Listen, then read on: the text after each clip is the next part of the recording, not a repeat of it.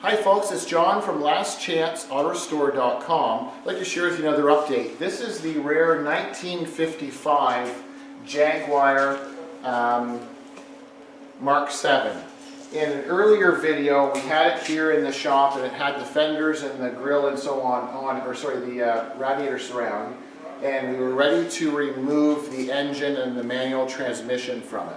So what we're going to do is we took pictures. There's a little bit of a slideshow that I'd like to share with you to show you what we did. So basically it's just a step-by-step showing the removal of the fenders, the radiator and the cradle, and then the components to pull the engine and transmission out, and then we'll be right back.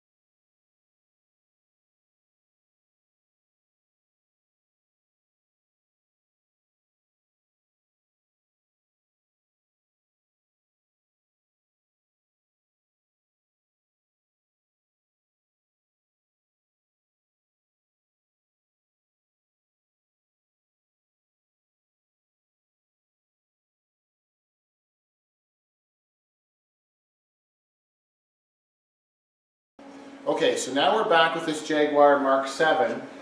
So you saw the way we had the engine pulled out. We were really careful on how we trimmed the sides for the inner panels or the inner fenders because they're welded on.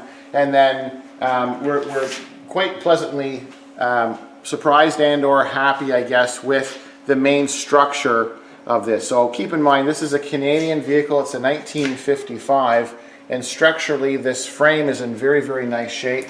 There's been quite a bit of body work that's been done to the outside rails or the inner rocker panels. I think the camera can probably pick that up.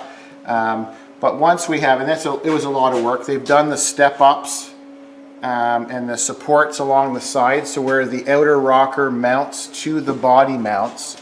There's a lot of work in there. And then what we'll do is, see, they didn't grind anything, it's kind of bare metal. So much later in this build, when we have the body off of the frame, we will media blast or sandblast this all to bare metal, and then we'll tidy up all those welds. But if you look right now, we're very, very happy with the underneath. You can see, so we're right here. If the camera person goes this way, the opposite way.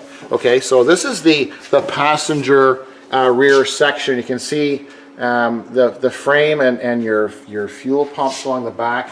This is the kind of stuff we're looking for, is our main points where the frame is meeting and when it extends out to the rear, and then we have our suspension points. Other than surface rust, it appears to be in quite nice condition. Along the back here, what they refer to as the back of the parcel shelf trunk area, you can see there's been a substantial amount of work done here. Many years ago, you see the old bronze and brazing kind of work. And it's just more of a detail thing. It looks like there's structurally it's very, very sound. Looks to be quite nice. All of our mounting points and our suspension, we don't have any rot there at all. And then you can see in the back here, the frame looks quite nice. Our main sport. So all of the support pieces look really nice. And now we're on the driver's side on the inner rocker. Once again, a substantial amount of metal work has been done. No detail, but that's something we'll do later on when we media blast it, and then we'll clean up all of those welds. But yeah, this is very, very nice. So for being a 1955 and being a Canadian car, this is quite decent. So we've got nice floor. There's been some floor patches done, but now that we have all of this kind of out of the way, what we'll do now is we'll take it off the hoist. We'll set it back out off to the one side for now, and then we have a donor vehicle, and I'll just tease you with it's an upgraded motor and transmission. So what we'll do in the next video, we'll share with you the car that we're going to use the drive line for.